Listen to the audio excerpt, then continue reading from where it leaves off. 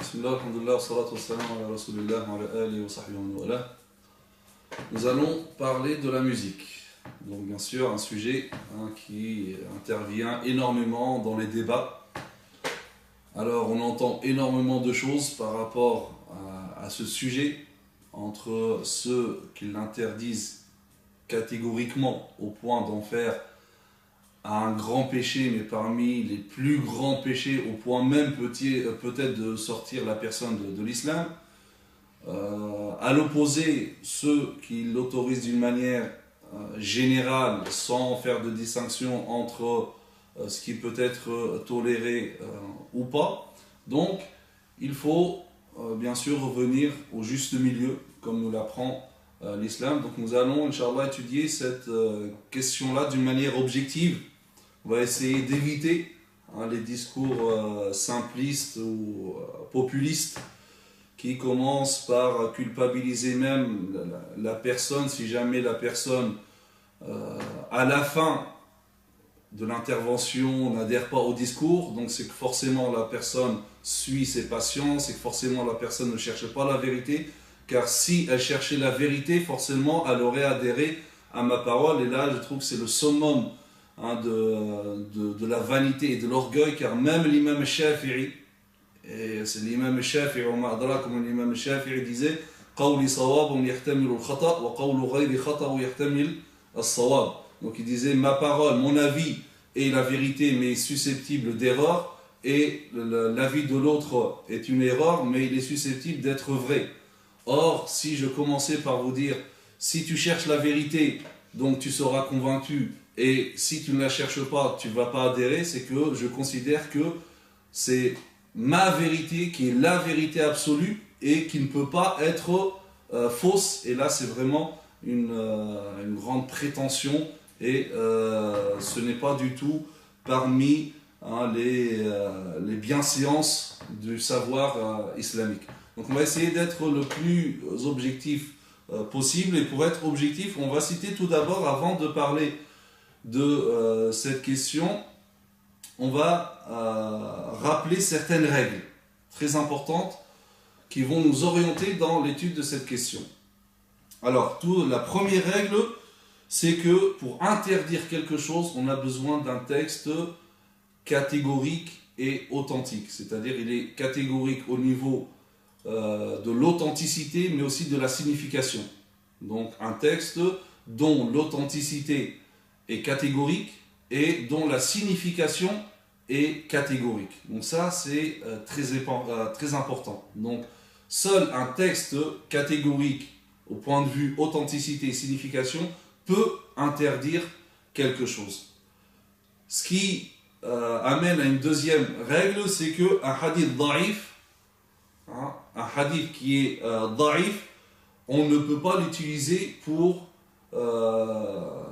ou dans le domaine de la législation, quelle que soit la personne qui peut même l'authentifier. Parce que là encore, parfois, lorsqu'il y a un hadith da'if, qui est en soi da'if, et reconnu comme da'if, même si un savant, deux savants l'ont authentifié, il reste qu'il n'est pas catégorique d'un point de vue authenticité. Donc ça ne peut pas aboutir à une interdiction. Donc on a besoin de plus qu'un texte authentifié par un tel, parce que c'est pas parce qu'on dit un texte a été authentifié, je parle de hadith da'if à la base, authentifié par un tel, ça ne veut pas dire qu'il est devenu authentique d'une manière catégorique. C'est toujours conjectural, parce que d'autres peuvent remettre en question cette authentification. Donc ça, un deuxième point très important. Troisièmement, la musique, le chant, font partie des questions qui relèvent du profane et non pas du cultuel. Or, la règle en matière du profane, c'est la licéité originelle, tant qu'il n'y a pas de texte qui contredit cette licéité. Autre chose également, c'est que cette question relève aussi de l'furu', des cas subsidiaires, et non pas des fondements de la religion. Et donc ça aussi c'est très important, parce que certains en font même un fondement. L'interdiction de la musique serait un fondement de de la religion. Et là encore, il faut distinguer entre ce qu'on appelle le haram al-qat'i ou le haram al-mukhtalafi. Donc, distinction entre le haram catégorique et le haram qui suscite une divergence. Et on n'a pas le droit de réprouver que lorsqu'il s'agit d'un haram catégorique. Et l'un des problèmes, c'est de mettre le haram qui suscite une divergence au même niveau que le haram catégorique. Et là, ça, c'est vraiment une erreur de méthodologie. Autre règle, c'est lorsqu'il s'agit de ce qu'on appelle umum al-balwa, lorsqu'il s'agit d'un sujet répandu dans la société, le législateur, le Coran et la Sunna, forcément, ils vont statuer dessus. Mais s'il n'y a pas de texte, donc nous sommes obligés de revenir à ce qu'on appelle l'istishab, la présomption de continuité, c'est-à-dire l'état initial demeure tant qu'il n'y a pas preuve du contraire, l'état initial étant la licéité. Donc là, on parle de la musique qui était un sujet répandu dans la société. Donc comment après on peut expliquer qu'il n'y ait pas de texte, quand on va le voir, catégorique à ce sujet-là. Donc c'est que on reconduit dans ce qu'on appelle l'istishab, la présomption de continuité. Autre règle très importante concernant les textes qui apportent des informations dans le futur, qui va se passer telle ou telle chose. Donc certes, on connaît des textes par rapport à l'apparition de mauvaises choses, le meurtre, l'injustice, etc. Alors, ce qu'il faut savoir dans ces textes-là, ce qui est très important, c'est que le caractère illicite de ces choses-là n'est pas instauré par le texte en soi, mais par d'autres textes qui ont au préalable établi leur caractère interdit. D'accord ? Donc, lorsqu'on a un texte qui apporte des informations dans l'avenir, on ne peut pas l'utiliser pour établir donc l'interdiction de ces choses-là. Il faut que ces choses-là soient interdites au préalable par d'autres textes. Et ça, donc, on va donner des exemples lorsqu'on va parler, bien sûr, de notre sujet. Autre chose par rapport à l'avis de Compagnon, bien sûr, l'avis de Compagnon a une place particulière, mais lorsqu'il y a différents avis de Compagnon, il n'y a pas un avis qui peut prévaloir plus que l'autre. Donc là, particulièrement, lorsqu'il y a plusieurs avis parmi les compagnons. Autre règle, lorsqu'on attribue des avis, notamment au quatre imams en particulier, il faut tout d'abord s'assurer de l'authenticité de ces dires. Est-ce que réellement ces savants ont dit ces choses-là? Et s'assurer aussi de la formulation, parce que peut-être que la formulation n'est pas bonne. Parce qu'effectivement, lorsqu'on lit parfois certains articles, etc., on attribue des paroles à l'imam Malik, Abu Hanifa, Malik, Shafi'i, Ahmed, etc., où on va chercher certains passages dans des livres malikites, Hanafi, Shafi'i, etc., et on va faire croire même qu'il s'agit d'un consensus et que tous sont d'accord sur l'interdiction de la musique. Dernière règle très importante, c'est que c'est-à-dire que lorsqu'un argument il est discutable, il ne peut plus être utilisé comme argumentation. Là, c'est très important. Donc lorsqu'il y a un argument d'interdiction, si jamais cet argument-là est discuté, donc c'est-à-dire qu'il ne peut plus servir d'argumentation pour l'interdiction. Donc, c'est ces règles-là que nous allons suivre et qui vont nous orienter dans notre étude pour que nous soyons le plus objectifs possible. Alors, nous allons aborder tout d'abord les arguments de ceux qui interdisent la musique d'une manière générale. Mais avant ça, je veux rappeler quelque chose de très important. Lorsque je parle de musique, je ne parle pas de certaines musiques de nos jours avec des clips dégradants, des musiques avec des paroles qui excitent, qui incitent à la violence, au sexe ou autre chose. Bien sûr, ça, il n'y a pas besoin d'arguments pour dire que c'est illicite. Je parle de la musique d'une manière générale. Et après, ça dépend qu'est-ce qu'on fait de cette musique-là. Je vais revenir à la fin de l'étude pour déterminer les conditions relatives donc à la musique. Alors, les arguments de ceux qui interdisent catégoriquement la musique, tout d'abord dans le Coran. Tout d'abord, donc, le verset connu dans Sourate Luqman. وَمِنَ النَّاسِ مَنْ يَشْتَرِي لَهْوَ الْحَدِيثِ لِيُضِلَّ عَنْ سَبِيلِ اللَّهِ بِغَيْرِ عِلْمٍ وَيَتَّخِذَهَا هُزُوًا أُولَئِكَ لَهُمْ عَذَابٌ مُهِينٌ. Donc, parmi les gens, il y en a qui, dénués de science, achètent de plaisants discours pour égarer hors du chemin d'Allah et pour le prendre en raillerie. Ceux-là subiront un châtiment avilissant. Donc, effectivement, certains compagnons ont expliqué le terme lahu ici, lahu al-hadith, par le ghina, par le chant. Et d'ailleurs, il est intéressant de voir qu'ici, il ne parle pas de musique, il parle de al-ghina, du chant, d'ailleurs, d'une manière générale. Et parmi eux, donc, il y a Ibn Mas'ud, Ibn Abbas également, et Ibn Omar, radiyallahu anhum ajma'in, et d'ailleurs, Ibn Mas'ud, radiyallahu anhu, jurait que Allah ici, c'était al-ghina. Mais, comme dit Ibn Hazm, lorsqu'il discute ses arguments, et juste une parenthèse par rapport à Ibn Hazm, parce que malheureusement, lorsqu'il y a des savants qui contrediraient ou discuteraient ce genre d'analyse, donc on va essayer de le discréditer.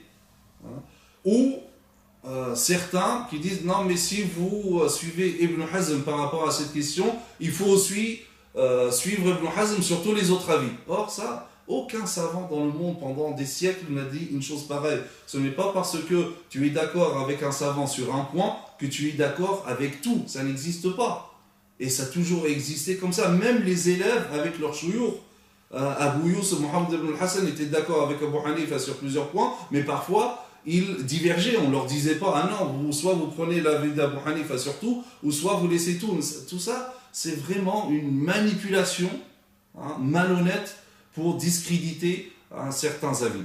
Donc, je reviens à ce que disait Ibn Hazm. Il dit tout d'abord, il n'y a pas d'argument catégorique en soi, en dehors de la parole du prophète sallallahu alayhi wa sallam. La parole du prophète sallallahu alayhi wa sallam, c'est un argument en soi. Toute autre parole a besoin d'être argumentée, même les compagnons, notamment qu'il y a d'autres explications de ce verset-là, comme le cite d'ailleurs Ibn al-Qayyim lui-même dans Ighathatul Lahfan, ou comme le cite Cheikh Mohammed Tahir bin Ashur rahimahullah dans son tafsir al-Tahwil wa al-Tanwir, lorsqu'il parle de ce verset-là, de donc ceux qui achètent donc de plaisants discours pour égarer les gens en dehors du chemin d'Allah Azza wa Jalla. Il parle aussi d'un certain Nadr ibn Harith, qui était polythéiste, idolâtre, et qui lui, pour détourner les gens du prophète sallallahu alayhi wa sallam du Coran, il disait, venez, si Mohammed sallallahu alayhi wa sallam vous raconte les histoires des peuples antérieurs, moi aussi je peux vous raconter les histoires de Héracle et Qaysar, d'Héraclus et de César. Donc c'est une autre explication. Et deuxièmement, le terme lahu am, il a un sens général. Or, ici, al-ghina, on a restreint la signification générale. Takhsis al-am. Or, les savants parlent à un tafsir de compagnons. Or, la règle dans Usul al-Fiqh dit que عمومات القرآن والسنة لا يخصصها تفسير الصحابي. Il dit ce qui est cité d'une manière ou ce qui a une signification générale dans le Coran et dans la Sunna ne peut être spécifié ou restreint. La portée générale d'un texte du Coran ou de la Sunna ne peut être limitée par le tafsir d'un compagnon. Et ceci, l'avis de l'imam Malik et aussi l'avis de l'imam al-Shafi'i. Or, ici, donc, on a dit que Ibn Mas'ud, etc., ils ont dit al-ghina, mais ça, en réalité, c'est takhsis al-am. Donc, on a restreint la portée générale du texte du Coran. Or, pour les spécialistes des fondements du droit musulman, on n'a pas le droit d'utiliser le tafsir de Sahabi pour limiter à cela, pour dire il ne s'agit que de al-ghina. Ça, c'est une chose. Autre chose, supposons que ça part des chants et de la musique. En réalité, le texte n'interdit pas al-ghina, et même ce lahu, al-hadith, mais dans le but de détourner de la voie d'Allah Azza wa Jalla. C'est dans le but de sortir les gens du chemin d'Allah Azza wa Jalla. Pour ça que le verset dit liyudilla an sabilillah. C'est pas uniquement yashtari lahu al-hadith, mais liyudilla an sabilillah, pour égarer les gens du chemin d'Allah Azza wa Jalla.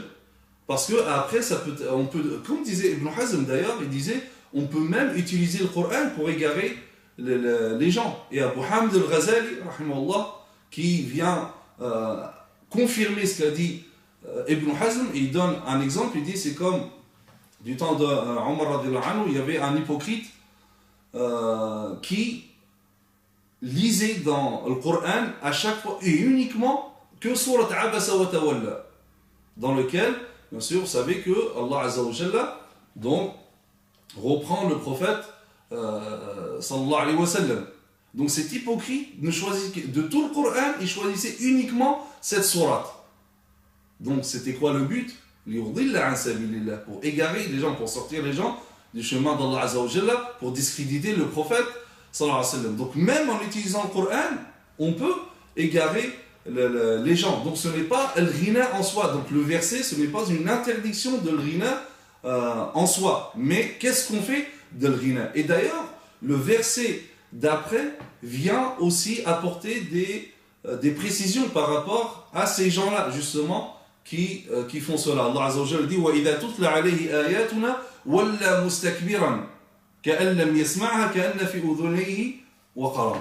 Donc il dit وَإِذَا تُتْلَ, donc ces gens, cette personne qui achète des plaisants discours pour égarer hors du chemin d'Allah Azza wa Jalla, وَإِذَا تُتْلَ عَلَيْهِ آيَاتُنَا, et si jamais on lui récite nos versets, وَلَّا مُسْتَكْبِرًا, il s'en détourne avec vanité et orgueil. كَأَنْ لَمْ يَسْمَعْهَا, c'est comme s'il ne l'entendait pas.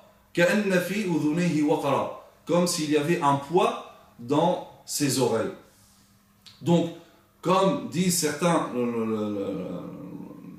exégètes, ils disent ça ne peut être que des caractéristiques de non-musulmans. C'est pas possible qu'un musulman soit qualifié de cela. وَإِذَا تُتْلَ عَلَيْهِ آيَاتُنَا وَلَّا مُسْتَكْبِرًا. Et si on lui récitait nos versets, il s'en détourne avec orgueil. كَأَنْ لَمْ يَسْمَعْ, comme s'il n'entendait pas, comme s'il avait des poids dans les oreilles. Ça ne peut pas être un comportement de musulman. Et d'ailleurs, c'est pour cela que l'imam des exégètes, Ibn Jarir al-Tabari, dans son tafsir, donc il cite les paroles de Jabir ibn Zayd, rapportées par Ibn Wahb, l'élève de l'imam Malik. Qala Ibn Zayd, donc Jabir ibn Zayd, le tabi'i, l'élève d'Ibn Abbas, il disait وَمِنَ النَّاسِ مَنْ يَشْتَرِي لَهْوَ الْحَدِيثِ. Donc parmi les gens, il y en a ceux qui achètent des plaisants discours. Il dit Qala haoula ahlul kufr. Il dit cela, en réalité, c'est les incroyants. Donc les versets, ils parlent d'incroyants et non pas de musulmans. Et il dit Ala tara ila qawli, il dit, ne vois-tu pas le verset وَإِذَا تُتْلَ عَلَيْهِ آيَاتُنَا وَلَّا مُسْتَكْبِرًا كَأَنْ لَمْ يَسْمَعْهَا كَأَنَّ فِي أُذُنَيْهِ وَقْرًا. Il dit, ne vois-tu pas donc le verset Et si on lui récite nos versets, Walla mustakbiran, il s'en détourne avec arrogance, comme s'il l'avait jamais entendu, comme s'il y avait un poids dans ses oreilles, falaysa hakadha ahlul islam. Il dit ça ne peut pas être les musulmans. Qala wa nasun yaqulun, il dit toujours Jabir ibn Zayd, hiya fikum. Et il y a des gens qui disent non, c'est de vous que ça parle les musulmans. Il dit Qala huwa al-hadith al-batil. Non, il dit non, donc ça concerne les non-musulmans, c'est des paroles donc futiles et mauvaises qu'ils propagent. Et d'ailleurs aussi, l'imam Ibn Atiyya, dans son tafsir, dit exactement la même chose que ici, lahu al-hadith, donc c'est plaisant discours, ça appartient aux incroyants, ahlul kufr. L'imam Fakhreddin al-Razi, également, dans son tafsir, dit exactement la même chose et il ne cite que cela. Il ne cite même pas la parole d'Ibn Mas'ud, donc pour dire qu'il y a plusieurs interprétations de ce verset-là. Et c'est pour ça que je vous dis qu'on essaie d'être objectif en donnant tout ce qu'il y a sur le sujet.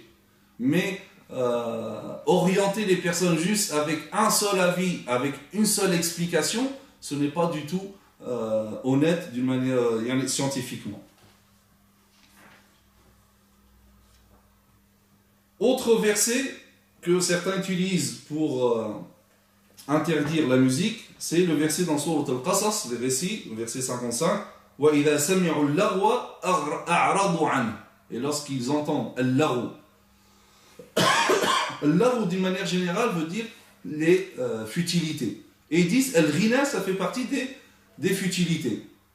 Or, en réalité, ici même le verset, il parle de ceci, non pas dans l'interdiction ici de l'aghu, mais pour faire des éloges à ceux qui s'éloignent de l'aghu, et non pas dans l'obligation de s'éloigner de l'aghu. C'est comme lorsqu'Allah Azza wa Jalla parle des qualités de Ibadur Rahman, il dit وَإِذَا خَاطَبَهُمُ الْجَاهِلُونَ قَالُوا سَلَامًا. Et lorsque les insolents, les ignorants leur adressent la parole, ils disent paix sur vous. Et d'ailleurs, c'est pour cela que ici, dans le sens général du verset, on voit que là où ici veut dire c'est des paroles insolentes, vexantes, quelqu'un qui t'agresse avec la parole. C'est pour ça que le verset dit dans sa totalité وَإِذَا سَمِعُوا اللَّغْوَ أَعْرَضُوا عَنْهُ وَقَالُوا لَنَا أَعْمَالُنَا وَلَكُمْ أَعْمَالُكُمْ سَلَامٌ عَلَيْكُمْ لَا نَبْتَغِي الْجَاهِلِينَ. Dit وَإِذَا سَمِعُوا اللَّغْوَ, lorsqu'ils entendent l'aghu, أَعْرَضُوا عَنْهُ, ils s'en détournent. وَقَالُوا, ils disent nous avons nos actions, vous avez vos actions. سَلَامٌ عَلَيْكُمْ, que la paix soit sur vous, on ne recherche pas les ignorants. Il y a aussi, en discutant justement avec Ibn Hazm, certains ont posé la question à Ibn Hazm, donc al-ghina ou la musique, ça se place, est-ce que ça fait partie de l'haq ou de l'batil? Il n'y a rien entre les deux. L'haq, la vérité, al-batil, le mensonge. Est-ce que ça fait partie de l'haq ou ça fait partie de l'batil? Parce que Allah Azza wa Jalla dit dans le Coran فَمَاذَا بَعْدَ الْحَقِّ إِلَّا الضَّلَالِ. Il n'y a rien après al-haq que l'égarement. Et Ibn Hazm répond d'une façon intelligente, il dit إِنَّمَا الْأَعْمَالُ بِالنِّيَّاتِ. Les actes ne valent que selon les intentions qui les animent. Si l'intention, par le fait d'écouter les chants ou la musique, ça provoque donc le péché, la désobéissance d'Allah Azza wa Jalla, bien sûr c'est une désobéissance, donc c'est une perversion. Mais si c'est pour se distraire et même pour se renforcer dans l'adoration d'Allah Azza wa Jalla, c'est quelque chose de bien. Et s'il n'y a aucune intention, ni péché, ni même pour faire quelque chose de bien, ils disent c'est que ça devient mubah, licite. C'est comme lorsque quelqu'un il sort dans son jardin où il a décidé de mettre un vêtement vert ou quoi que ce soit, c'est tout simplement licite. Troisième verset que certains utilisent pour interdire la musique, c'est le verset dans Sourate Al-Furqan وَالَّذِينَ لَا يَشْهَدُونَ الزُّورَ, et ceux qui n'assistent pas à az-zur. Alors c'est quoi le terme az-zur? Là aussi, donc les savants divergent par rapport la définition de ce mot, Mohammed ibn al-Hanafiya, qui est le fils de Ali radiallahu anhu, disait al-ghina, c'est al-ghina ou al-lahu, donc c'est le chant. Al-Hassan également, le fils de Ali, Mujahid également, dont tous disaient al-ghina. Mais ce n'est pas la seule explication, car il y a d'autres explications comme Qatada qui dit Zour ici c'est al-kadhib, c'est le mensonge, et al-Dahhak qui dit c'est al-shirk. Et d'autres ont même dit qu'il s'agit des fêtes des idolâtres. Donc ceux qui n'assistent pas aux fêtes des idolâtres. Or, rappelez-vous de la règle que j'ai citée, lorsque l'argument est discutable, comme maintenant, donc on ne peut plus l'utiliser comme argument. Autre verset qui est aussi beaucoup utilisé pour interdire la musique, c'est وَاسْتَفْزِزْ مَنِ اسْتَطَعْتَ مِنْهُمْ بِصَوْتِكَ. Donc, excite par ta voix ceux d'entre eux que tu pourras. Donc, excite par ta voix. Donc ici, les savants aussi, ils ont divergé ici, par rapport à sautik. Ta voix, c'est quoi? Excite par ta voix ceux d'entre eux que tu pourras. Alors, effectivement, certains, donc, on dit que c'est al-ghina. Comme par exemple, Mujahid dit al-ghina ou al-mazamir ou al-lahu. Donc, c'est al-ghina, le chant, les instruments à vent, etc. Al-Dahhak dit wa sawtul mizmar. Donc, c'est le son produit par les instruments à vent. Mais, là encore, la réponse est que tout cela, donc, c'est des tafsirs de personnes qui ne sont pas infaillibles. C'est des avis personnels. Et notamment, donc, il y a d'autres tafsirs, et notamment Ibn Abbas anhuma, qui dit Sawtuhu, donc sa voix, la voix de Shaitan, c'est toute personne qui appelle à la désobéissance d'Allah Azza wa Jal. Et aussi, on dit, comme le dit aussi le Qurtubi dans son tafsir, Bi sawtik ay bi waswasatika. Donc par ta voix, c'est-à-dire par ton insufflation. Donc là encore, la règle,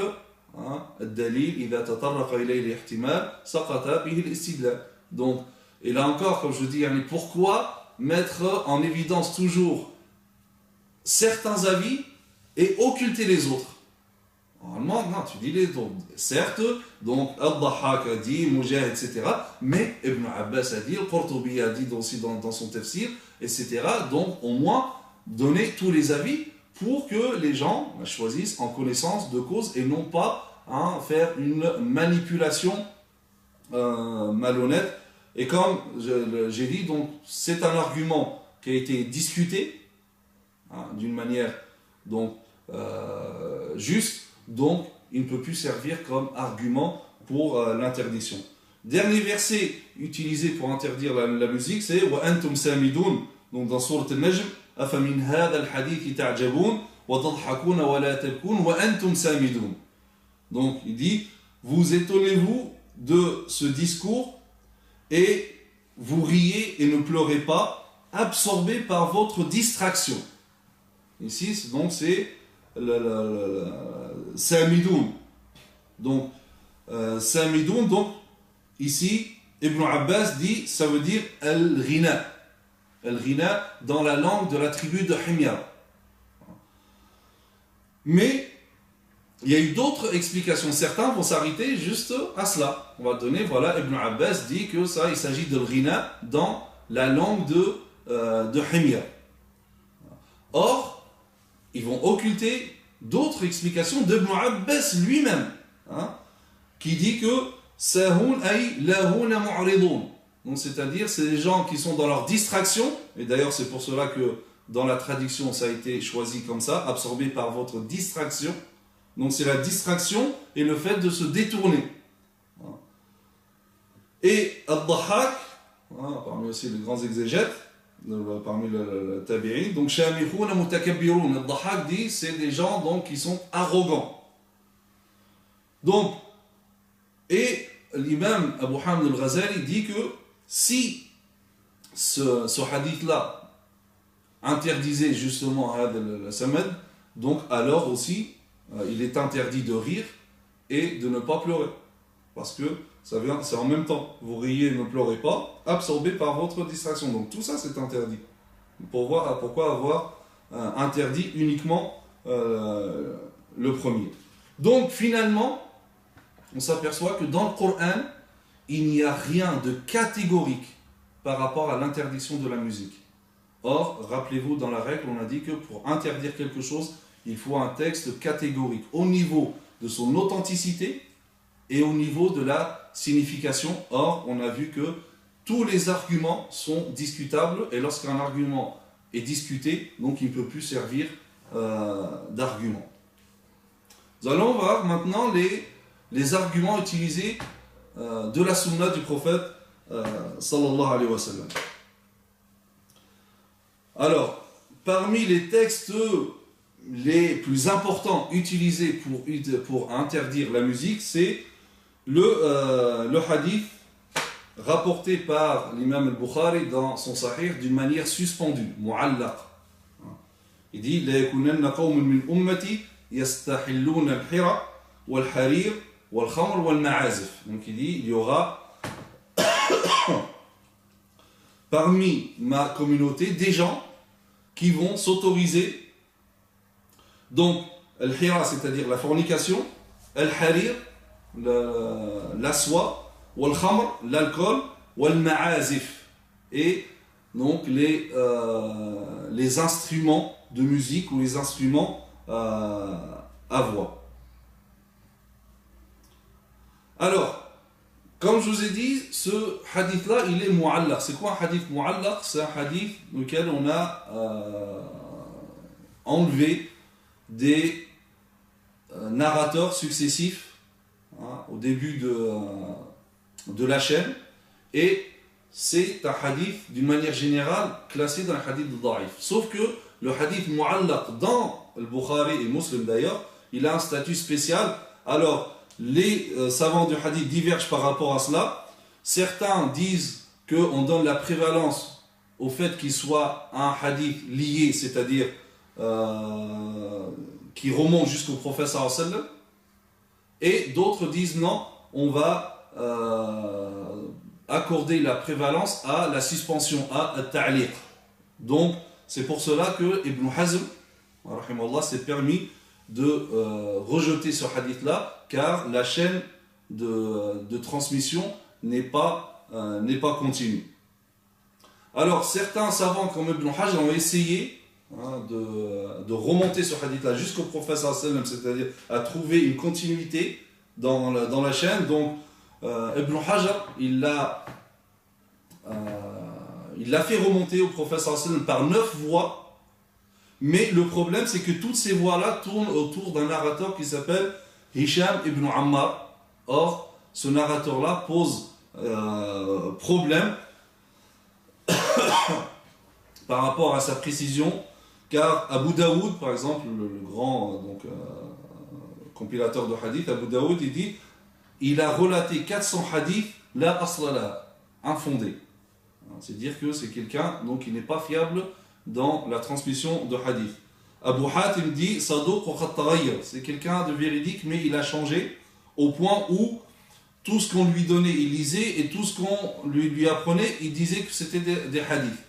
Donc c'est pour cela que les savants disaient, comme Ibn Sayyar qui disait, étant donné qu'il ne savait plus faire la distinction entre ce qui est bon et ce qui est mauvais, donc on ne prend pas ce qu'il dit. L'imam Ahmed disait Tayyashun khafif, c'est quelqu'un de léger par rapport à la mémorisation. Al-Hafidh al-Dhahabi, qui est l'une des références par rapport à la critique des états des narrateurs, il disait il a relaté des choses qu'on peut réprouver, ma yunkar. Et c'est vrai que certains diront oui, mais il fait partie des narrateurs de Bukhari, et d'ailleurs le Bukhari il a été critiqué justement par rapport à ce Hisham ibn Ammar. D'ailleurs le Bukhari n'a pas relaté énormément de hadiths par rapport à ce Hisham ibn Ammar, que 3 hadiths. Un hadith concernant Manaq, bien les qualités d'Abu Bakr, un autre donc concernant le bouyour, donc concernant le commerce, d'après Abu Huraira, et ce hadith-là qui est mu'allaq dans le chapitre des boissons. Or, ce genre de hadith, on ne peut pas le prendre dans ce genre de questions. Parce que quand on dit il faut un texte catégorique, surtout dans un sujet qui est censé être répandu. Comment dans un sujet qui est censé être répandu, on a son statut uniquement par une voix de la hadith mu'allaq. C'est quelque chose quand même d'assez étonnant. Alors Ibn Hajar il a essayé aussi de remonter le hadith jusqu'au prophète sallallahu par d'autres voies, sauf que dans les autres voies, il y a un narrateur qui est encore pire que Hisham ibn Ammar, qui est Malik ibn Abi Maryam.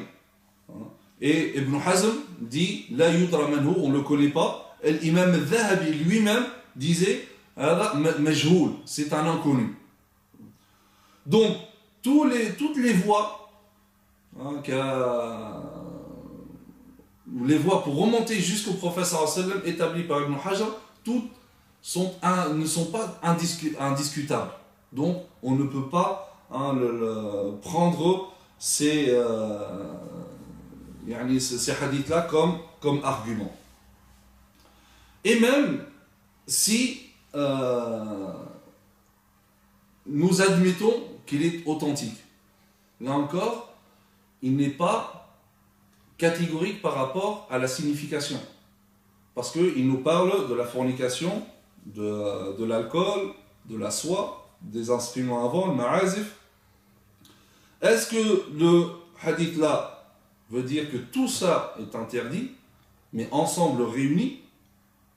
Et c'est pour ça que dans les autres hadiths qu'on va voir, en fait, c'est le prophète sallallahu nous parle d'une scène, d'alcool, les instruments de musique, les chanteuses, etc. Parce que les séances de musique à l'époque étaient accompagnées de cet environnement, d'alcool, des chanteuses, etc. Donc est-ce que là le prophète sallallahu parle d'un tout, ou il est en train de parler de chaque chose? Donc, rappelez-vous de la règle que j'ai dit tout à l'heure, tous les hadiths qui nous donnent des informations sur le futur ne peuvent pas être utilisés en tant qu'argument en soi pour interdire les choses qu'ils mentionnent. Mais il faut que ces choses-là soient interdites par d'autres textes, avec des expressions ou des formulations déclaratives, et non pas ikhbar, mais insha. Et comme on voit dans les autres hadiths qui parlent de meurtre, etc., on voit qu'il y a d'autres textes qui interdisent cela au préalable. Et non pas, on n'a pas tiré l'interdiction du meurtre, etc., à travers les hadiths qui parlent de l'avenir.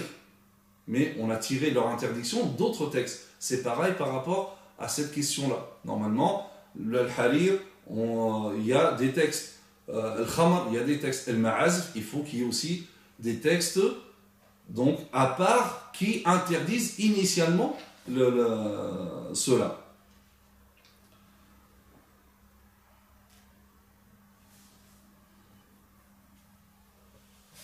Et c'est pour ça, comme je dis, que le prophète Hassan ici il parle d'une scène d'une manière générale. C'est pour cela que dans l'autre version de ce hadith-là rapporté par Ibn Majah, c'est la yashribanna unas min ummati, des gens de ma communauté buront de l'alcool en lui donnant un nom, un autre nom que son nom, yusammuna bi ghayri ismiha, yu'zafu ala ru'usihim al-ma'azif, et on va jouer des instruments de vent, wal mughanniyat, donc il y aura à leur tête des chanteuses et ces instruments là, yakhsifullahu bihim al-ard, donc Allah azza wa jalla va les engloutir dans la terre, wa yaj'alu minhum al-qirada wal khanazir, et il va transformer certains d'eux en singes et porcs.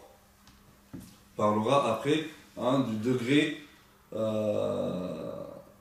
ce hadith là, car lui aussi donc il n'est pas exemple de toute critique. Deuxième hadith utilisé, c'est hadith qu'on appelle le Kuba ou le Rubayra. Donc on a certains textes à ce sujet-là, Alors le prophète sallallahu alayhi wa sallam dit Inna Allah harrama al-khamra wal-maysir wal-kuba wal-ghubayra wa kullu muskirin haram. Donc Allah Azza wa Jalla a interdit al-khamr, donc l'alcool, le jeu de hasard, al-kuba wal-ghubayra. Donc deux choses. On va revenir, ça veut dire quoi? Al-kuba wal-ghubayra wa kullu muskirin haram. Et toute boisson enivrante est illicite. Alors, tout d'abord, ce hadith-là, en soi, il est daïf. Les savants de hadith donc, disent qu'il est daïf, al-Mundhiri, donc un des grands savants de hadith, dit que c'est un hadith ma'loul, hadith défaillant, fait partie des hadiths daïf. Alors, certains ont défini al-Kuba par al-Tabl, le tambour, le tam-tam, donc un instrument à percussion. Ou al-Ghubayra, le tambour. Mais ça, c'est une explication, parce qu'il y a d'autres explications, qui d'ailleurs sont plus proches du texte, qui, al-Kuba, c'est un nard. Et un nard, c'est une sorte de boisson alcoolisée. De même que al-Ghubayra, c'est aussi une autre boisson, nabiv. C'est un produit donc fermenté, à base d'orge ou d'autres choses qu'on lui donne ce nom.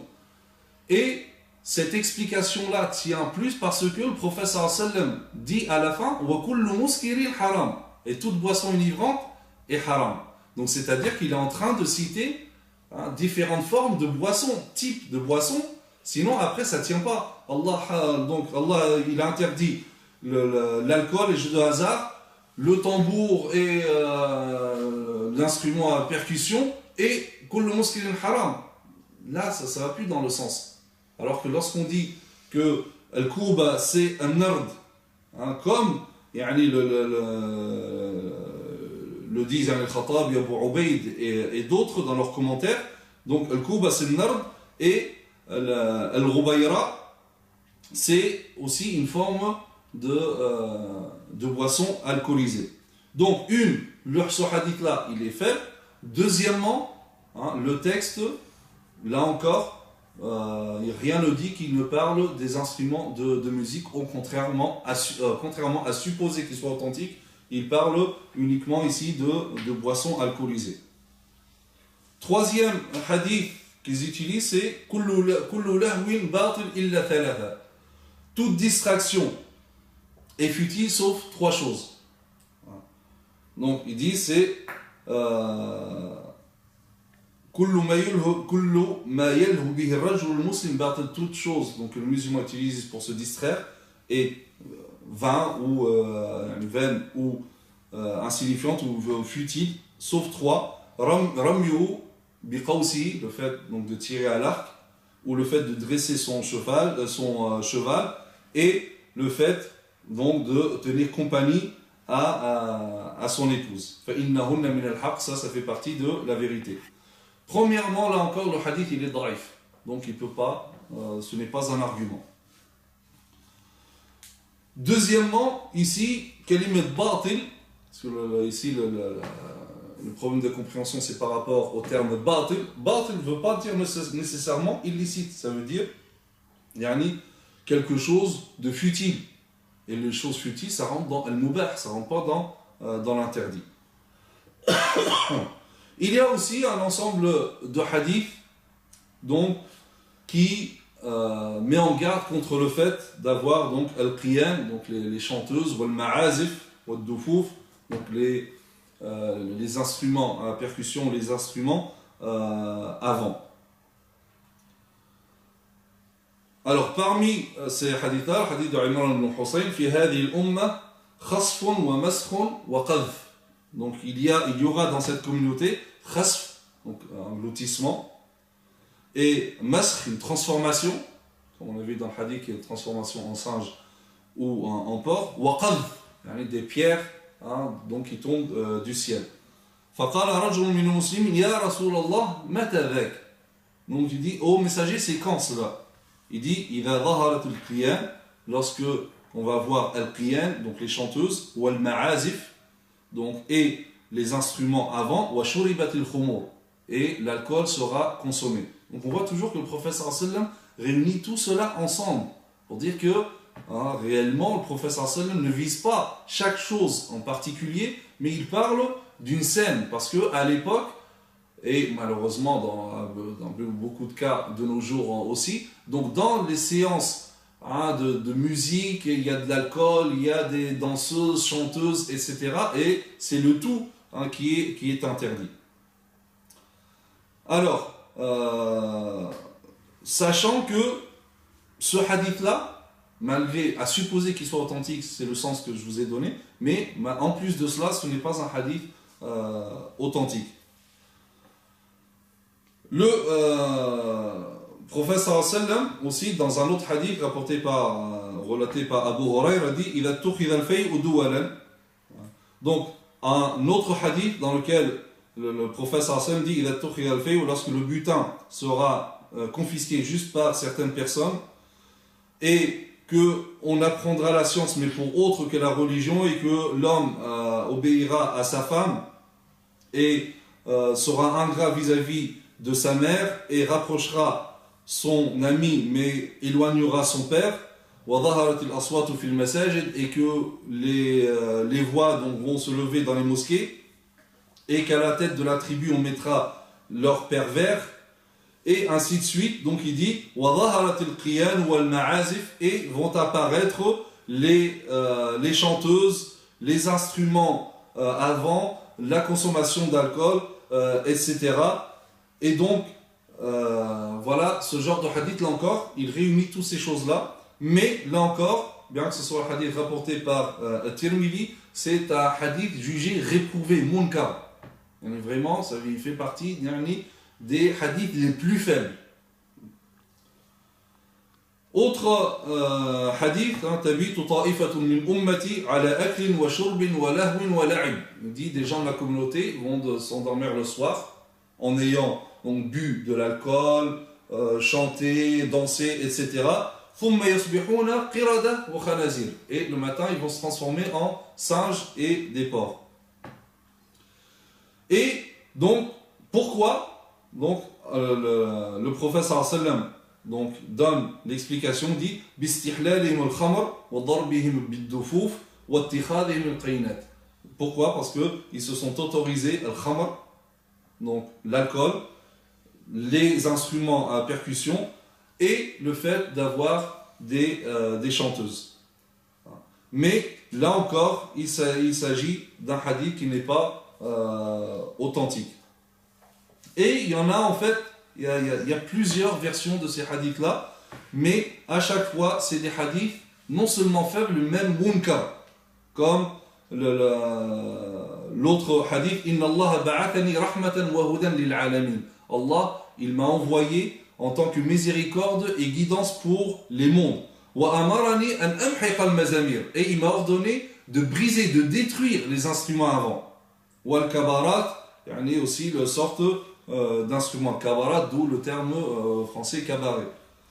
Et al-awthan et les idoles qui étaient adorées fi al-jahiliya. Là encore, c'est un hadith munkar, hadith réprouvé. Et d'autres hadiths, il y en aurait énormément, on n'aura pas le temps de tout citer, mais tout ce que vous avez, ce genre de hadith-là, c'est des hadiths réprouvés, donc des hadiths faibles, comme le hadith aussi de donc le prix de la vendeuse n'est pas permis, il n'est pas permis de la vendre, ni de l'acheter, ni de l'écouter. C'est un hadith aussi munkar. Autre hadith aussi qui est connu, parce que je vous cite ces hadiths-là, parce qu'ils sont souvent utilisés par ceux qui interdisent la musique, et on peut le trouver sur des sites internet, etc. Il dit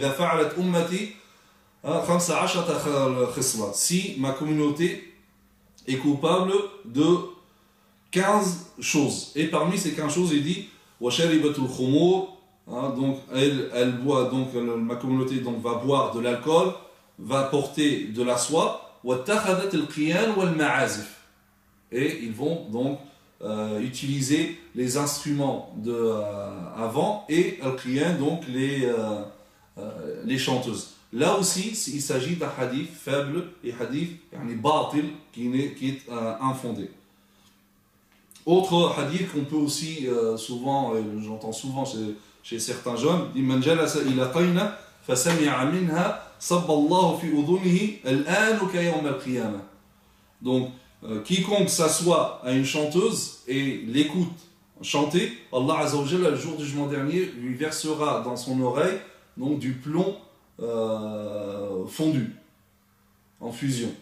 Ça aussi c'est un hadith munkar jiddan, comme dit Abdullah al-Judayr dans son livre Al-Musiqa fi Mizan al-Islam. Munkar, il est extrêmement réprouvé. C'est un hadith qui est totalement infondé. Donc, le résumé par rapport à ces hadiths qui parlent de chanteuses, le ma'azif, donc les instruments avant, les instruments à percussion, la consommation de l'alcool, etc. Déjà, tous c'est des hadiths daïf. Bien que, comme j'ai dit, il y a certains qui ont dit que tel hadith il est hassan, etc. Mais on a dit que pour l'interdiction, il faut plus que ça. Il ne suffit pas qu'un savant a authentifié tel hadith. Ça ne suffit pas. Il faut que le hadith soit catégorique au niveau de l'authenticité et au niveau de la signification. Or, tous ces hadiths-là, en réalité, ils sont faibles. Et Ibn Hazm avait raison lorsqu'il dit que tous ces hadiths-là, ils sont faibles. Et si, deuxièmement, donc on a dit premièrement, elles sont faibles.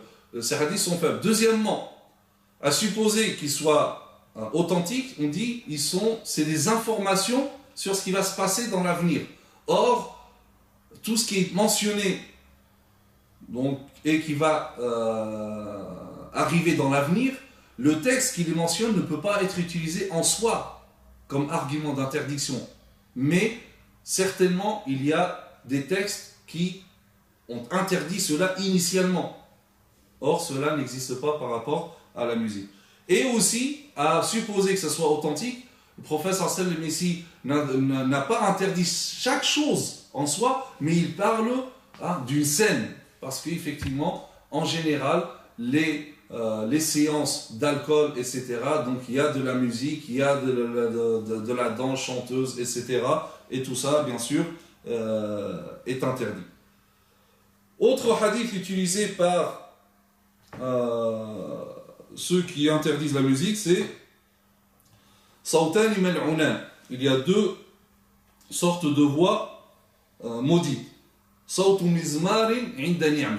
Sawtu mizmar, donc le son d'un mizmar, donc d'un instrument avant, lorsqu'il y a un bienfait. Wa sawtu awilin inda musiba, et le son ou la voix de lamentation dans une catastrophe.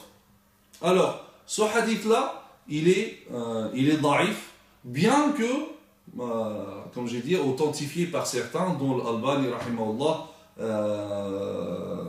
mais ça ne veut pas dire qu'il est devenu authentique d'une manière catégorique. Parce que, ce qui était étonnant dans l'authentification de l'Albani, rahimahullah, qui est un grand savant de hadith, mais personne n'est infaillible en dehors du prophète sallallahu alayhi wa sallam, et personne est au-dessus de la critique, sauf que bien sûr avec un respect, car نحن شعارنا احترام العلماء الرجال ولا تقديسهم. Notre slogan, c'est de respecter les hommes, les savants, et non pas les vénérer. Donc, le Cheikh Al-Albani, lorsqu'il a authentifié ce hadith-là, il a lui-même reconnu qu'il y avait un narrateur dedans qui est accusé, donc accusé d'invention de hadith. Muttaham bil wada'. Donc après, c'est vraiment étonnant comment, après, prendre un hadith dans lequel, dans la chaîne des transmetteurs, il y a un narrateur accusé d'invention de hadith, comment utiliser ce hadith-là pour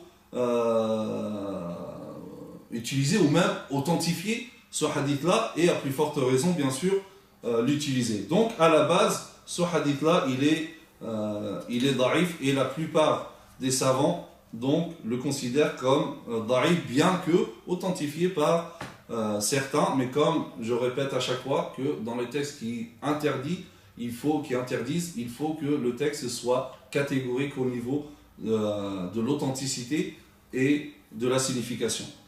Autre hadith, c'est le hadith dans lequel Nafi', donc l'affranchi d'Ibn Omar, qui dit que Ibn Omar, en passant avec Nafi', donc il a entendu Sawtu Zammar, il a entendu le son d'un instrument à voix. Et donc, il a mis les doigts dans les oreilles, et à chaque fois, donc il passait, il disait Nafi' atasma', donc est-ce que tu l'entends encore? Fa'aqulu na'am. Et Nafi' disait je dis oui, et donc il continuait à laisser les doigts dans les oreilles jusqu'à ce que lui dit donc je l'entends plus, et là donc il enlève les oreilles, et là il dit j'ai vu le prophète sallallahu alayhi wa sallam faire ceci lorsqu'il a entendu le son de cet instrument produit par un berger. Alors, ce hadith-là, tout d'abord, il est munkar, réprouvé. Donc, il ne peut pas être un argument. À supposer qu'il soit authentique. Si ce son-là en soi est haram, comment Ibn Omar dit à Nafi', est-ce que tu l'entends? Il lui aurait interdit de l'écouter, et avant cela, il aurait interdit au berger de faire ce son. C'est comme si je vous dis, on est en train de regarder un film, il y a des scènes de haram, et il y a un musulman à côté de moi, un ami, moi je ferme les yeux, et lui je lui dis, regarde, et tu me dis, lorsque c'est fini, l'autre il me dit non, c'est pas fini, et après, après j'ai dit c'est bon, là c'est fini, il me dit là c'est bon, et lui il regarde. Non, si c'est interdit, je dis bah toi aussi regarde pas, on va zapper, mais pas je le laisse, là il n'y a pas de sens. Donc là aussi, et c'est comme d'ailleurs que Ibn Omar dit que le prophète sallallahu alayhi wa sallam a fait ça. Si le prophète sallallahu alayhi wa sallam a fait ça, comment le prophète sallallahu alayhi wa sallam n'a pas dit à ce berger que ce qu'il faisait c'est haram? Or, on sait dans l'usul, dans les fondements du droit, que ta'khir al-bayan yani al-haja la yajouz. Donc au moment où il faut le dire, le prophète sallallahu alayhi wa sallam, comment il se fait qu'il a laissé passer comme ça sans dire le statut? C'est pas possible que le prophète sallallahu alayhi wa sallam fasse une chose pareille. Donc le hadith, il est réprouvé. Deuxièmement, s'il était authentique, c'est la preuve que le ma'azif ici, ce n'est pas interdit. Peut-être après, Ibn Omar, lui, n'aime pas écouter, ça c'est une chose. Ou que le prophète sallallahu alayhi wa sallam ne veut pas écouter, ça c'est une chose. Mais ce n'est pas tout ce que veut délaisser le prophète sallallahu alayhi wa sallam n'est pas forcément interdit, surtout avec ces arguments-là, sinon il aurait dit au berger que c'est interdit. Et Ibn Omar, si c'était interdit, il l'aurait dit tout d'abord à Nafi', toi aussi n'écoute pas, et il l'aurait dit aussi au berger. Donc voilà par rapport à ce hadith. Autre hadith, le hadith qui dit Al-ghina'u yumbitu nifaqa fil qalb. Le chant, dans le verset, le chant et le ma'azif, les instruments avant, font pousser l'hypocrisie dans le cœur. Alors, ce hadith-là, il y a eu divergence. Est-ce que c'est la parole d'Ibn Abbas, d'Ibn Mas'ud, ou c'est la parole du prophète sallallahu alayhi wa sallam? Dans tous les cas, donc les savants sont d'accord que ce n'est pas un hadith. Ça, tout d'abord, ce n'est pas un hadith. Deuxièmement, même l'attribution de cette parole-là à Ibn Abbas, elle n'est pas authentique. Et à supposer qu'elle soit authentique, c'est l'avis d'Ibn Mas'ud. Ce n'est pas un argument en soi. C'est lui ce qu'il pense de l'ghina. On ne peut pas l'imposer comme argument. Donc voilà par rapport à cela. Donc, al-ghina yumbitu nifaqa fil qalb, le chant et les instruments de vent font pousser l'hypocrisie dans le cœur. Donc on a dit, ce n'est pas un hadith du prophète sallallahu alayhi wa sallam. Deuxièmement, même si on l'attribue à Ibn Mas'ud, ce n'est pas authentique. Troisièmement, à supposer que ce soit la parole d'Ibn Mas'ud, ça reste un avis personnel d'Ibn Mas'ud, et donc il ne constitue pas un argument. Autre hadith, c'est le hadith qui est connu, Abu Bakr radhiyallahu anhu, lorsque il rentre chez sa fille Aïcha, lorsque le prophète sallam était là, et qu'il y avait deux femmes qui jouaient donc de l'instrument à percussion avec Aïcha radhiyallahu anha. Le prophète Abu Bakr radhiyallahu anhu rentre et réprimande ces deux femmes en disant yani, Mizmar al-Shaytan dans chez le prophète sallam, yani, l'instrument de Shaytan dans la maison du prophète sallallahu alayhi wa sallam. Et là le prophète sallam dit Da'huma ya Abu Bakr fa innaha ayyamu Eid. Laisse-les Abu Bakr, c'est les jours de l'Eid. Alors certains ont dit voilà, étant donné que Abu Bakr a appelé à qualifier ces instruments de Mizmar al-Shaytan. Mizmar, donc l'instrument de Shaytan, il veut dire ici instrument de Shaytan, donc ça prouve que c'est interdit. Et ils disent que finalement, donc Abu Bakr savait que c'était interdit auparavant, et forcément c'est pour cela qu'il a dit que là c'était interdit, mais le prophète sallallahu alayhi wa sallam a fait une exception ici pour l'Eid. Alors, comme le dit Cheikh Abdallah al-Judayr dans son livre Al-Musiqa fi Mizan al-Islam, il dit que le fait de dire qu'Abu Bakr savait que c'était interdit, prouvez-le. Prouvez que c'est interdit. Or, tout ce qu'on a cité, il n'y a rien d'authentique. Une. Deuxièmement, le fait d'utiliser ces expressions, Mizmar, Shaitan ou quoi que ce soit, ce n'est pas en soi un argument. Parce qu'il y a eu des expressions similaires à cela, et ça ne veut rien dire, comme lorsque le prophète sallallahu alayhi wa sallam dit Al-'utasu min ar-Rahman wa tatha'u min ash-shaytan. L'éternuement provient d'Allah Azza wa Jalla et le bâillement de Shaitan. Est-ce que le fait d'avoir attribué le bâillement à Shaitan veut dire que le bâillement c'est haram? Non, c'est des expressions. Peut-être parce que Shaitan peut venir de ce côté-là, etc. Peut-être, mais en aucun cas ça veut dire que c'est haram. D'autant plus que ce genre de choses s'est produit auparavant. Comme Omar radhiyallahu anhu avec les gens de l'Habasha, qui jouaient et dansaient dans la mosquée du prophète sallallahu alayhi wa sallam avec leurs épées, et le prophète sallallahu alayhi wa sallam les a vus, et Omar radhiyallahu anhu voulait les empêcher, et le prophète sallallahu alayhi wa sallam dit Da'hum ya Omar, dit laisse-les. Donc là encore on ne peut pas dire que Omar savait que c'était interdit aussi, et là c'était une exception. De même lorsque Omar radhiyallahu anhu a dit à Abdullah ibn Rawaha, lorsqu'il a commencé à faire de la poésie dans la mosquée sainte en présence du prophète sallallahu alayhi wa sallam. Et Omar entend ça, il dit Ya ibn Rawaha, dans la mosquée sainte et devant le prophète sallallahu alayhi wa sallam, tu fais de la poésie? Et le prophète sallallahu alayhi wa sallam dit non, Omar, laisse-le. Donc c'est des choses que, au contraire, ça prouve que tout cela est licite et non pas interdit. Donc ça va ici dans le sens de ceux qui autorisent ce genre d'instrument, et on ne peut pas utiliser ça comme argument pour l'interdiction.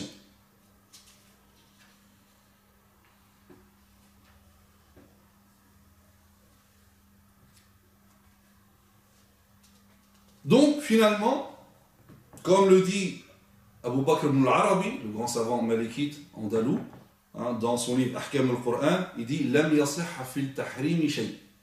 Il n'y a aucun texte qui a été authentique pour l'interdiction de la musique. Ce n'est pas uniquement Ibn Hazm. Al-Ghazali, Abu Hamd al-Ghazali, rahimahullah, dit également la même chose dans Al-Ihya. Ibn Nahwa aussi dans Al-Umda. Ibn Tahir aussi dans le livre Al-Sama'. Et aussi Ibn Hazm dans Al-Muhalla. Ibn Hazm disait Wallahi, dit par Dieu, si jamais je savais que ces hadiths-là étaient remontés au prophète authentique, je n'aurais jamais autorisé. Et ça, c'est l'une des bienséances, où ça fait partie de l'éthique du désaccord. Ne jamais croire qu'un savant, comme ça, juste parce qu'il a envie d'écouter de la musique, il a décidé que ces hadiths-là n'étaient pas authentiques. Non, ça c'est vraiment du mépris vis-à-vis des savants. Ces savants-là, s'ils disent ça, c'est qu'ils sont convaincus. Maintenant, personne, bien sûr, n'impose de les suivre. Mais voici, on a donné leurs arguments, etc. Le tout, c'est de dire que voilà, cette question-là, elle relève de la divergence. Et on ne peut pas imposer un avis. Que celui qui dit non, moi, pour moi, je ne veux pas écouter, c'est haram, parce que je pense que Ibn Mas'ud a dit que là où c'est le rina, etc. C'est ton droit. Mais aussi, respecte l'autre avis, et tu n'es pas plus dans la vérité que l'autre. De même que l'autre n'est pas dans la vérité plus que toi. Mais chacun respecte l'autre. D'accord? C'est que la vérité ici, c'est quoi? La vérité, c'est qu'il existe deux avis. Mais ce n'est pas ta vérité qui l'emporte forcément par rapport à la vérité de l'autre. Alors, comme je vous ai dit au départ, certains qui parfois font référence aux paroles de savants, ils vont parfois ne pas donner l'expression exacte ou prendre certaines expressions de certains livres, Maliki, Shafi'i, Hanbali ou quoi que ce soit, et ils vont faire croire que finalement tous sont d'accord sur l'interdiction au point que c'est presque un ijma'. Al-Albani, rahimahullah, c'est ce qui est reproché à Cheikh Al-Qaradawi lorsqu'il a autorisé, il dit tu as transgressé l'ijma'. Or, ijma' il n'y a pas, d'ailleurs comme on va voir, on a dit citer déjà les preuves, mais on va voir encore avec des exemples concrets, même des compagnons, qu'il n'y a pas de ijma', il n'y a pas de consensus. Et deuxièmement, ce qui est étonnant, comme lui a répondu le Cheikh Al-Qaradawi, c'est que lui se permet, Albani, à plusieurs reprises de sortir de l'ijma', comme lorsqu'il a interdit dhahab al-muhallaq, l'or sous forme d'anneau pour les femmes.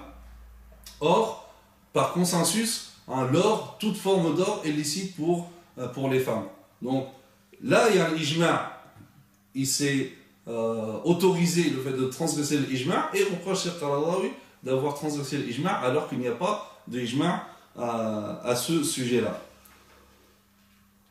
Et pour dire qu'il n'y a pas de ijma', on va parler aussi de ceux parmi les savants qui autorisaient al-ghina, et non pas le chant uniquement, mais même la musique. On cite par exemple l'imam al-Shawkani dans Nail al-Awtar, il dit ذهب أهل المدينة ومن وافقهم من علماء الظاهر وجماعة الصوفية إلى الترخيص في الغناء ولو مع العود واليرع. Donc Shawkani dit que les gens de Médine, ainsi que ceux qui sont d'accord avec eux parmi les Zahirites et les groupes soufis, donc tous ont autorisé le chant, même accompagné de luth, le oud, l'ancêtre de la guitare. Et Imam al-Haramayn, donc al-Juwayni, dans son livre Nihayat al-Matlab, il cite ce récit. Il dit que Abdullah ibn Zubayr, attention là on parle de qui? Abdullah ibn Zubayr, l'un des grands compagnons. Il dit Kana lahu jawarin awadat. Il avait des femmes, des esclaves, awadat, qui jouaient au oud, au luth. Ibn Omar, une fois, il est rentré chez Abdullah ibn Zubayr et il trouve à côté de Abdullah ibn Zubayr le oud, l'instrument, le oud, le luth. فقال ما هذا يا صاحب رسول الله, dit c'est quoi ça ô compagnon du messager de Dieu? Et donc il lui montre. فتأمله ابن عمر, donc il regarde et dit هذا ميزان شامي, et ça c'est quoi la balance de Sham? Et Abdullah ibn Zubayr dit يوزن به العقول, il dit oui c'est pour peser العقول, les raisons. Et aussi Ibn Sirin rapporte que un homme est venu à Médine et il avait des esclaves femmes pour vendre. Et il a été chez Ibn Omar tout d'abord. Et il y avait une femme qui jouait un instrument à percussion. Et un homme est venu pour lui proposer un prix. La transaction ne s'est pas faite. Et là, Ibn Omar lui conseille d'aller voir Abdullah ibn Zubayr. Et donc, effectivement, pas Abdullah ibn Zubayr, excusez-moi, Abdullah ibn Ja'far, le fils de Ja'far ibn Abi Talib, son fils, Abdullah ibn Ja'far, qui a grandi chez le prophète, parce que Abdullah ibn Ja'far, il était réputé par le fait d'écouter de la musique. Et donc il a dit, va, Abdullah ibn Ja'far, il sera intéressé. Et donc effectivement, il ramène cette jariya, cette femme domestique, donc chez Abdullah ibn Ja'far, et Abdullah ibn Ja'far lui dit, khudi l'oud, prends le luth, l'oud. Donc elle l'a pris, elle a commencé à jouer et chanter, et donc là, Abdullah ibn Ja'far l'a acheté. Et une fois, Abdullah ibn Omar est rentré et il a vu Ibn Ja'far, il est rentré chez le fils de Ja'far ibn Abi Talib, donc là on parle de tous de compagnons. Et il a trouvé une femme qui jouait de l'oud, le luth. Et là, Ibn Ja'far, le fils de Ja'far ibn Abi Talib, dit à Ibn Omar, Hal tara bidhalika ba'san? Il dit, est-ce que tu trouves en mal en cela? Il dit, la ba'sa biha. Il dit, non, il n'y a pas de mal en cela. Donc là, ça, c'est des textes clairs, et il n'y a pas plus clair que cela. On parle de compagnons, on parle de musique, on parle de oud. Hein? Donc, il n'y a pas plus clair que cela. Al-Mawardi, le grand savant Al-Mawardi, rapporte également que Muawiyah et Amr ibn al-As, ils ont déjà entendu donc l'oud, écouté l'oud chez Abdullah ibn Ja'far, donc le fils de Ja'far ibn Abi Talib. Abu al-Faraj al-Asbahani disait aussi que Hassan ibn Thabit, le compagnon, il a entendu de Azzatul Mila des chants avec le Mizhar. Le Mizhar, c'est l'oud, en utilisant ses poèmes à lui. Donc Hassan ibn Thabit a également entendu cela. Et aussi, il est rapporté également que Omar ibn Abdul Aziz, il entendait, c'est les femmes domestiques, chanter et jouer de l'oud avant le califat. Et d'ailleurs, Al-Qaffal rapporte Anna madhhab Malik ibn Anas Ibahatul Ghina bil Ma'azif. Il dit l'avis de Malik ibn Anas, c'est le Qaffal qui dit ça. L'avis de Malik ibn Anas, c'est l'autorisation du chant avec les instruments avant, al Ma'azif.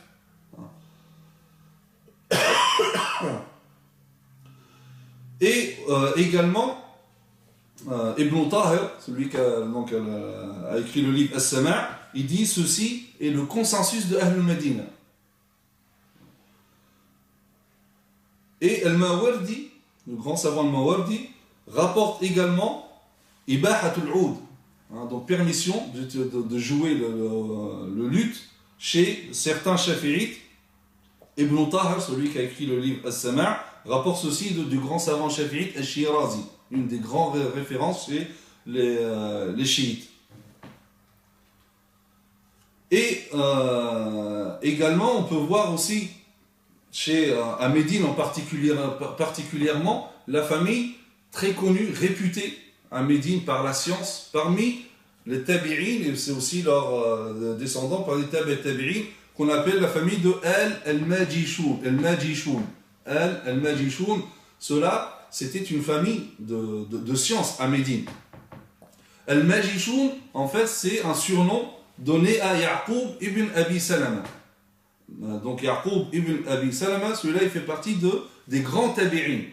Parmi les grands savants tabi'in, à Médine, il était donc, il s'assoyait avec Omar ibn Abdul Aziz, Urwa ibn Zubayr, etc. Donc il est parmi les grands tabi'in. Et d'ailleurs, on rapporte que c'est le premier qui a enseigné le chant parmi les grands hommes de l'islam.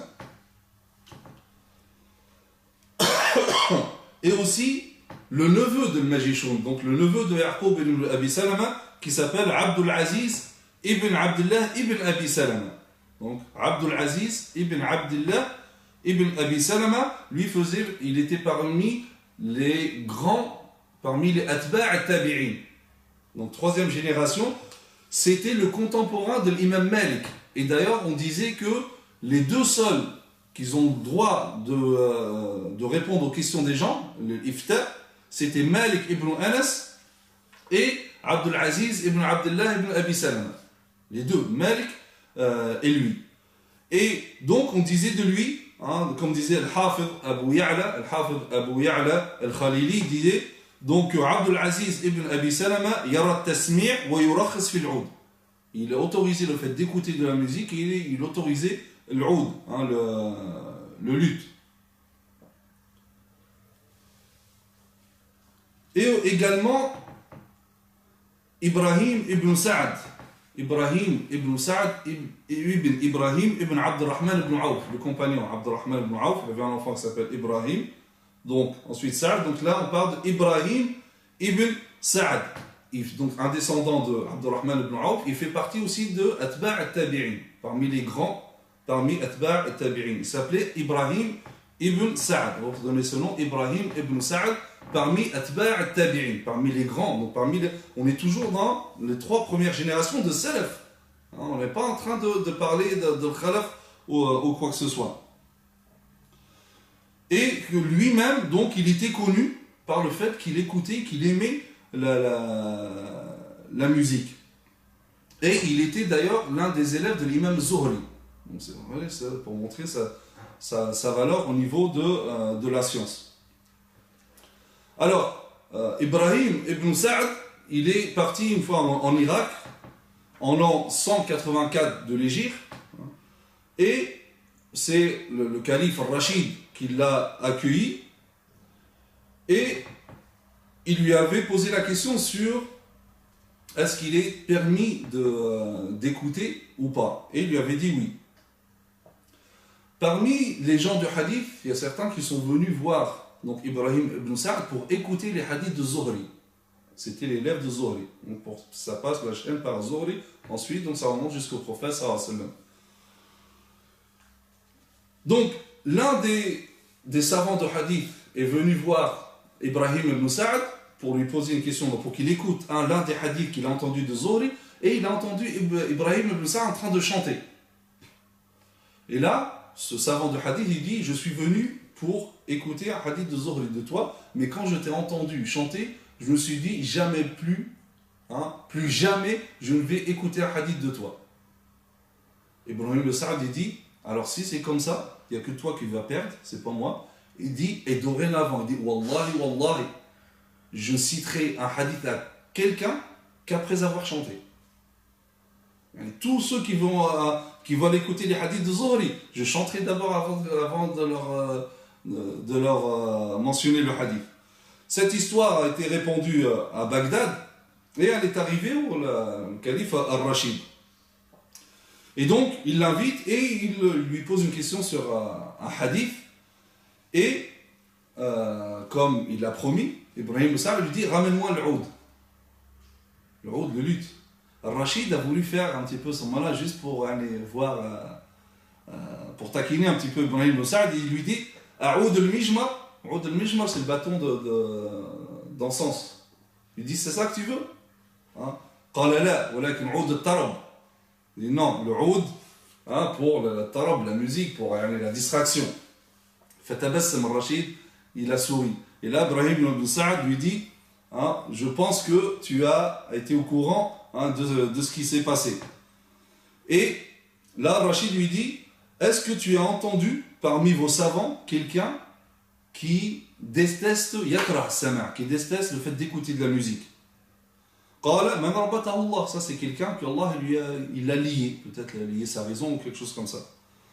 Qala fa hal balagaka an Malik ibn Anas fi hada shay, il dit, est-ce que tu connais quelque chose, est-ce que quelque chose a été transmis à toi de Malik ibn Anas? Il lui dit, la wallahi, non, pas particulièrement. Illa anna abi, sauf que mon père, qui était un contemporain de l'imam Malik, qala akhbarani, il m'a informé, annahum ijtama'u, donc ils se sont réunis, donc le savant de Médine, dont le père d'Ibrahim ibn Sa'd, chez une tribu, donc les Banu Yarbu', wa hum yawma idhin jilla, et ce jour-là c'était donc des grands savants. Wa ma'ahum Malik, et avec eux il y avait l'imam Malik, qui n'était pas encore l'imam Malik qui est devenu après. C'était dans ses débuts.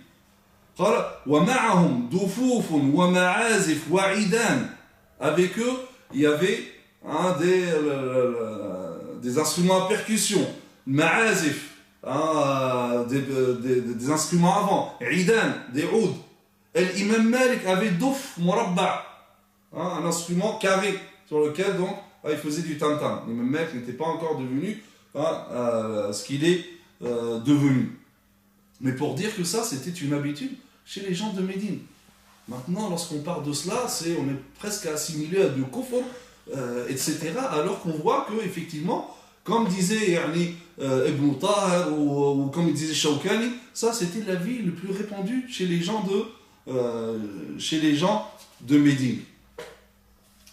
Alors, effectivement, par rapport maintenant aux avis des savants, quand on voit, pour voir qu'est-ce que dit Abu Hanifa, il n'y a pas réellement, comme le dit Abdullah Joudair dans son livre, il n'y a pas réellement des textes clairs de l'interdiction des instruments de musique chez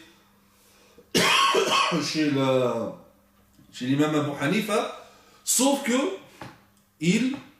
contrairement à ses deux élèves, Abu Yusuf et Muhammad al-Hassan, lui, il permettait de vendre les instruments de musique. Même le mizmar, instrument à vent ou à percussion et tout, ma'al karaha, il disait que c'était répréhensible.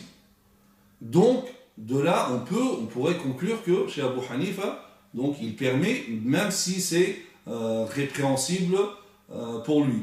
L'imam Malik, alors, là encore, on connaît ce que dit l'imam Malik par rapport à la question de la musique, lorsqu'on lui a posé la question, est-ce qu'on peut écouter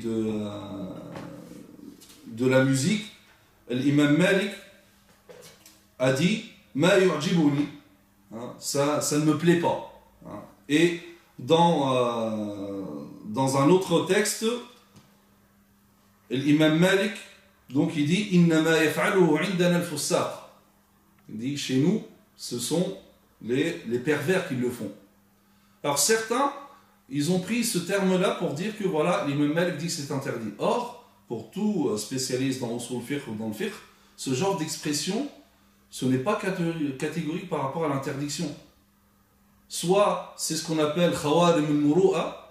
Khawarim al-muru'a, c'est des choses qui remettent en question la valeur humaine de quelqu'un, bien que ce ne soit pas des péchés. À l'époque, c'était le fait de manger en marchant.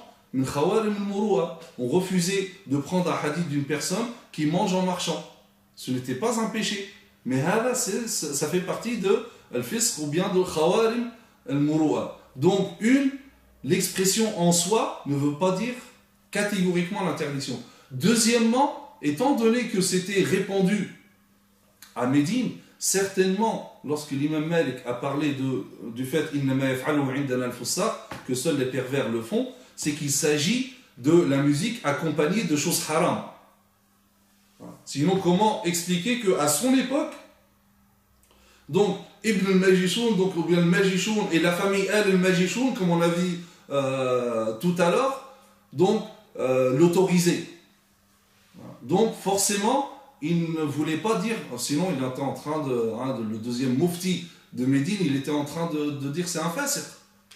Loin de là, c'est que forcément, il parlait des instruments de musique qui sont accompagnés de haram. Comme lorsque le professeur sallam a supposé que ce soit des hadiths authentiques qui parlent d'alcool, de chanteuses, etc. Et même l'imam Ahmed, lorsqu'il a entendu l'un de ses enfants chanter, donc il l'a écouté et son fils lui dit mais je croyais que tu n'aimais pas cela. Il lui dit parce que je pensais que à chaque fois qu'il y a des chants, il y a forcément du haram avec. Là on parle de chant, on n'a pas parlé de musique. Mais pour dire que le fait de dire comme ça d'une manière générale que voilà tous les savants ils interdisent dans les écoles, etc., c'est faux. Et nous avons vu des grands compagnons comme Abdullah ibn Zubayr, comme Abdullah ibn Ja'far, le fils de Ja'far ibn Abi Talib, etc., qui avaient le oud, qui écoutaient le oud, etc., etc. Donc, pour conclusion, et d'ailleurs il y a même des hadiths qui implicitement prouvent que la musique en soi est autorisée. Comme le hadith du prophète sallallahu alayhi wa sallam, ou plutôt ce qu'on appelle le hadith de Aïcha, ou le hadith de Zara. Hein, c'est le fameux hadith, c'est un autre hadith de Aïcha radhiyallahu anha qui dit qu'elle était réunie avec 11 femmes et chaque femme parlait de son mari. Hein, jusqu'à arriver à une femme qui dit, hein, c'était la 10e, il dit Zawji Malik, moi mon mari c'est Malik. Hein, est-ce que vous savez c'est quoi Malik? Il dit, donc il a un troupeau de chameaux. Donc ces chamelles, lorsqu'elles entendent le son de l'mizhar, de l'oud, donc il dit que lorsque ces chameaux, ces chamelles entendent le son du luth, ils savent qu'elles vont y passer. Le professeur Hassan entend Aïcha en train de dire ça. Si le mizhar al-oud c'était interdit, comment le professeur Hassan ne dit rien? Parce que la règle, c'est que تأخير البيان عن الحاجة عن وقت الحاجة لا يجوز. Il n'est pas permis de retarder l'éclaircissement là où il faut. Et là, Aïcha parle que cet homme, lorsqu'il faisait donc il jouait le oud, les chameaux, il savait que il y en a un qui va être immolé. Encore plus explicite que ça, et en réalité, ce hadith que je vais citer là, qui est très connu, il est suffisant pour permettre la musique, en tant que musique. Lorsque le prophète sallam entend Abu Moussa al-Ash'ari en train de lire au Coran, hadith rapporté par le Bukhari et Muslim, il lui dit Utita mizmaran min mazamiri ali Daoud. Il dit, on t'a donné un mizmar, un instrument avant parmi les instruments de la famille de Daoud alayhi salam. Si le mizmar, l'instrument avant, était interdit, comment le prophète sallam comparait donc la beauté de la voix de Abu Moussa à quelque chose d'illicite? C'est pas possible. Lorsqu'on compare quelque chose de bien, on ne le compare pas à quelque chose d'illicite. Je dis pas, oh, machallah, c'est bon comme de l'alcool. Ça se dit pas. Ou bien, machallah, t'es fort comme un porc. On ne compare pas quelque chose de bien avec quelque chose d'illicite. Juste ça, c'est suffisant. Et d'autres hadiths, c'est nombreux. Cette femme qui vient voir le prophète sallam. Et ça aussi, ça répond à ceux qui disent la femme n'a pas le droit de chanter parce que sa voix c'est aura. Cette femme qui va voir le prophète sallam dit, oh prophète, j'ai fait un vœu à Allah Azza wa Jalla que si jamais tu revenais de la bataille vivant, sain et sauf, je vais chanter devant toi. Elle a ramené comme Darbouk, etc. Elle dit donc je vais faire ça devant toi. Le prophète sallam dit, si tu as fait le nadr, si tu as fait, donc tu as formulé ce vœu, fais-le. Sinon, c'est pas la peine. Elle dit, je l'ai fait, alors dit, fais-le. Et elle a joué la kara, et devant le professeur sallam, écoutez. Ou cette femme que le professeur sallam doit avec Aïcha, lui dit, est-ce que tu connais, c'est qui cette femme? Elle dit, ça c'est Qaynat Banu Fulan, c'est la chanteuse de telle tribu. Est-ce que tu veux qu'elle chante pour toi? Aïcha dit oui, il lui donne un plateau, il dit, tiens, et chante. Les hadiths sont tellement nombreux et sont tellement clairs, et c'est pour cela qu'en conclusion, il n'y a rien qui interdit la musique, que ce soit dans le Coran, que ce soit dans la Sunna. Au contraire, on a vu à travers les exemples de compagnons, de savants, que la musique en soi, c'est permis. Bien sûr, il y a des conditions. Il faut quand même que ce soit cadré pour que ça ne soit pas compris comme quoi il y a toutes sortes de musique. Et tout d'abord, donc, il faut vérifier les paroles. Il faut que les paroles ne soient pas des paroles qui contredisent les enseignements de l'islam, des paroles qui font l'apologie du sexe, de la violence, des gros mots, etc. Ça, bien sûr, c'est interdit, quelle que soit la musique. Donc la musique, c'est pas le problème de la musique, c'est ce qu'on fait avec la musique. Deuxièmement, la façon d'interpréter également. La façon d'interpréter, ça ne doit pas être une façon qui est en contradiction avec l'islam. Donc, notamment s'il y a des clips, etc., il ne faut pas que les clips, ça soit quoi, il y a une vulgarité, c'est un étalage de chair. Hein. Là, bien sûr, ça devient interdit.